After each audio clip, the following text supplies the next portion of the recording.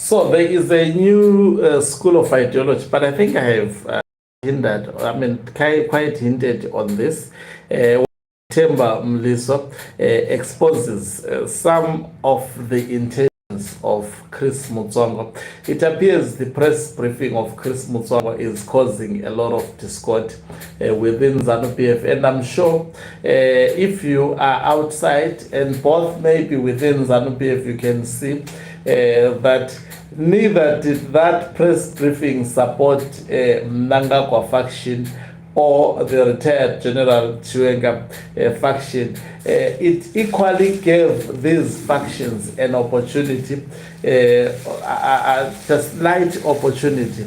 And yesterday I was left actually questioning on whether is Chris Mutsvanga part of Chiwenga? Is he advancing the interest of Mnangagwa?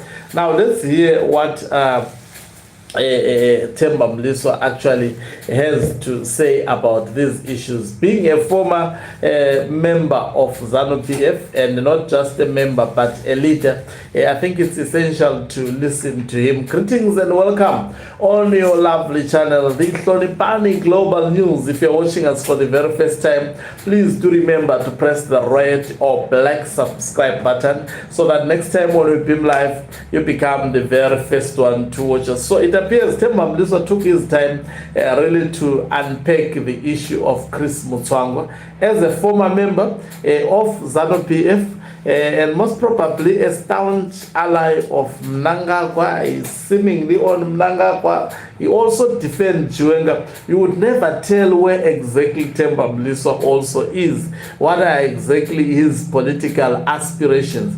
Now he says Mutsvangwa harbors ambitions of being Zanu-PF leader and sees both VP Chiwenga and Takwirei as stumbling blocks. I'm laughing at this because if really this is in the mind of Mutsvanga, then I think he has to be mentally assisted, in my view. So, okay, according to Temba Mliswa, Mutsvangwa is against Chiwenga. He is against also Takwirei because he sees these individuals as potential future presidents, and he has always lambasted them, pretending to be leaning to the Mnangagwa faction while still pursuing his narrow interest of inheriting presidential leadership from Emerson Mnangagwa. I think if that happens, I think, I don't know.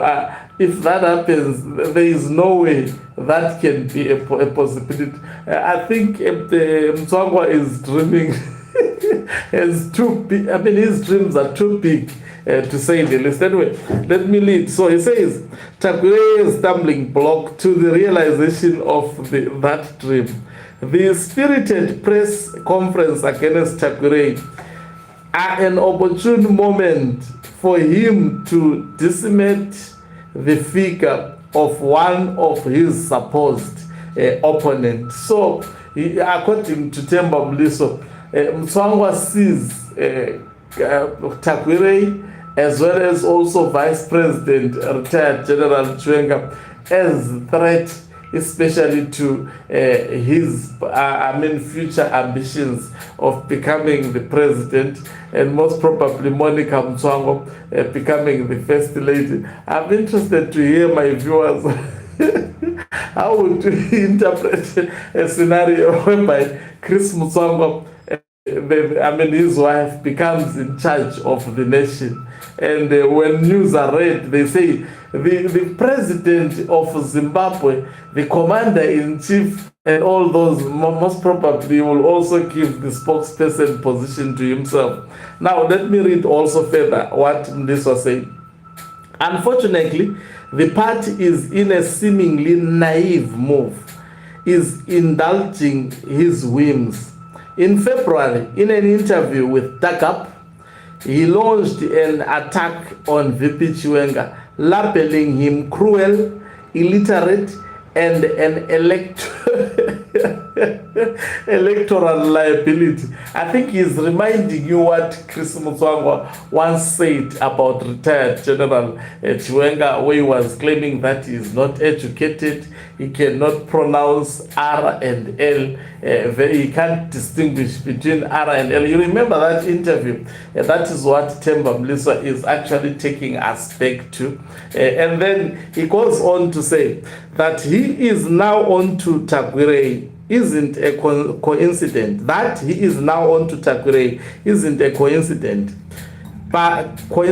but a calculated move in a bigger agenda towards what he has always aspired for, Zanu-PF and ultimately national leadership. It's just illusionary that he appears to have a case, because he doesn't.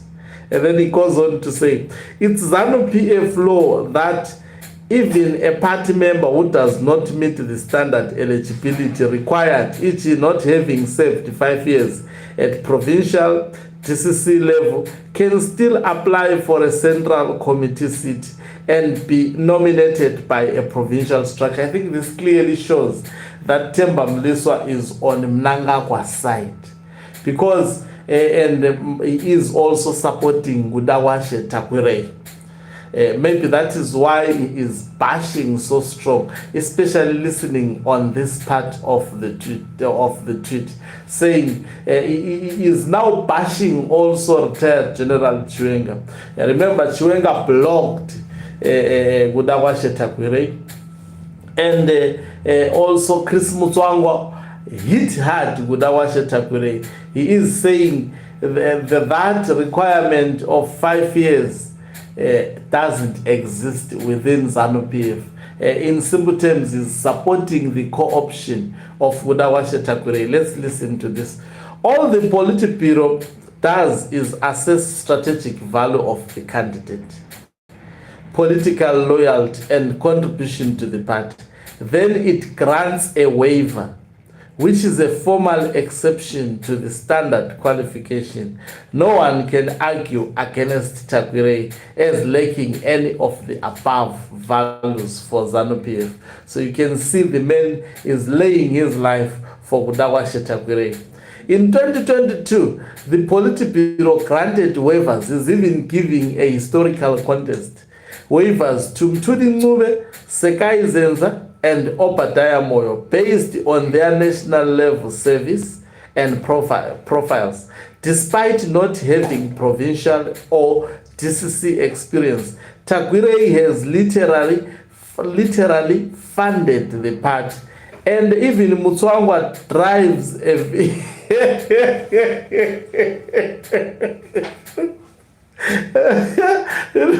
what I'm laughing about, every time, I think I've told you guys that I see Mutsvangwa as a clown. Unfortunately, this laughing may actually offset a lot of people, but I see Mutsvangwa as a clown.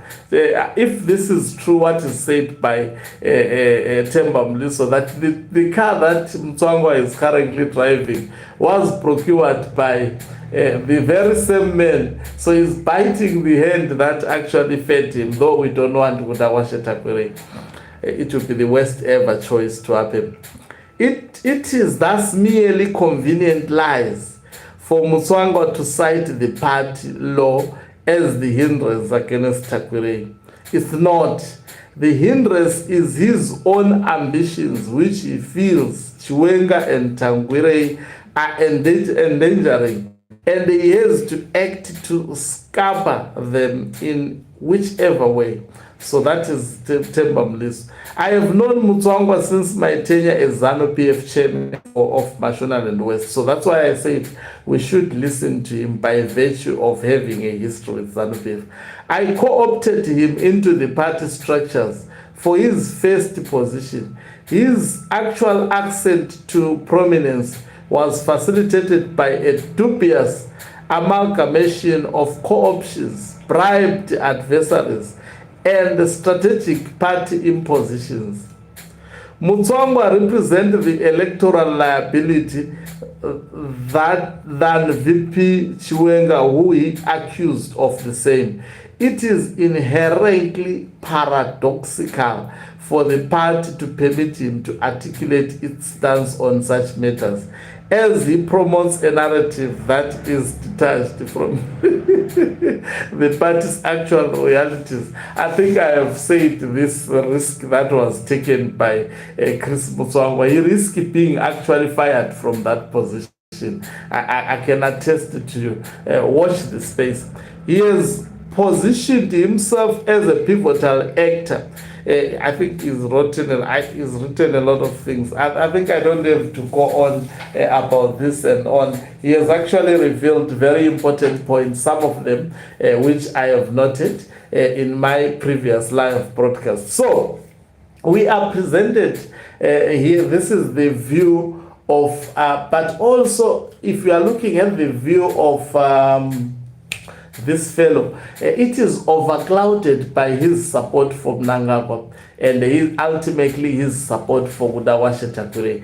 Remember also, as much as he actually depicts, this Temba Mliswa depicts Chris Mutsvangwa as an individual who is driven by money, he is equally so. West, at the moment where he has no employment, there is absolutely no job, he is no longer a member of parliament, so he's not getting any salary, he's relying on farming, he has a lot of children, of which he did not even marry their mothers.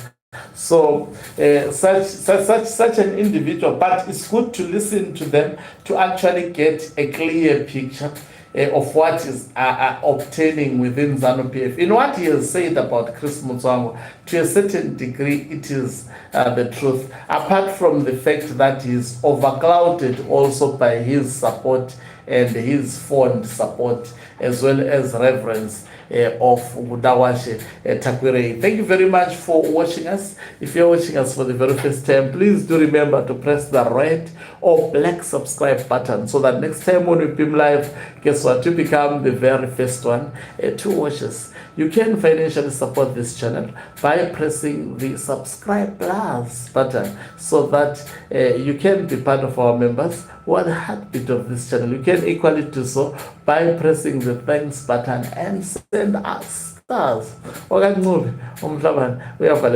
let me hear your views, especially on this matter. Please do remember also to follow our channels on other digital platforms such as X, formerly Twitter. We are Hloniphani Global News. Equally so on Facebook. We are also Hloniphani Global News. Let